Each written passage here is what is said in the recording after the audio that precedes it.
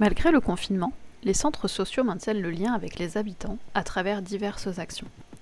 Découvrez l'interview d'une personne engagée dans le réseau qui raconte une initiative solidaire mise en place par le centre. Daniel Tricot, président de l'association Le 3-Mâts, qui gère la maison de quartier Le 3-Mâts à Angers, quartier des Justices Madeleine-Saint-Léonard, quartier de 20 000 habitants à peu près sur Angers. Alors, moi personnellement, la période se passe pas trop mal.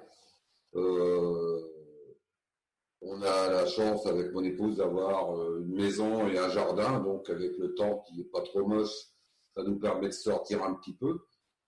Malgré tout, il nous manque quand même quelque chose, c'est les rapports humains, parce que là, on est complètement, même si on est connecté avec la famille, les enfants, la mère, etc. Mais n'empêche qu'il nous manque aujourd'hui les rapports conviviaux et les rapports de personne à personne. On a lancé une opération aussi qui me paraît très intéressante, c'est de créer une chaîne épistolaire entre les bénévoles et adhérents de l'association. C'est-à-dire qu'on demande aux habitants d'envoyer un courrier à un autre habitant, un autre bénévole de l'association, de lui envoyer un courrier, une photo, un dessin, tout ce que l'on veut, quoi.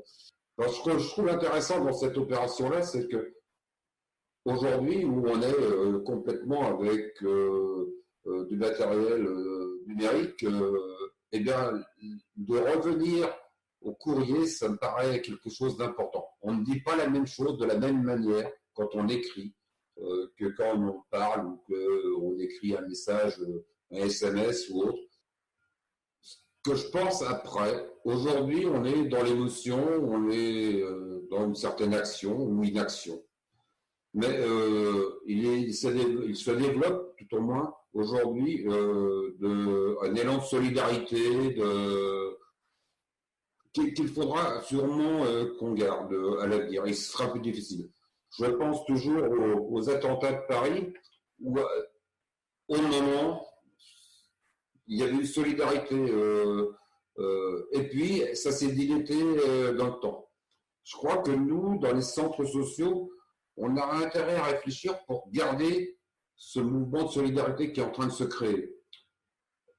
De penser aux gens qui n'étaient pas les premiers en vue, mais qui aujourd'hui on sent indispensables. Bien sûr les soignants, mais il n'y a pas que les soignants, il y a tous les autres.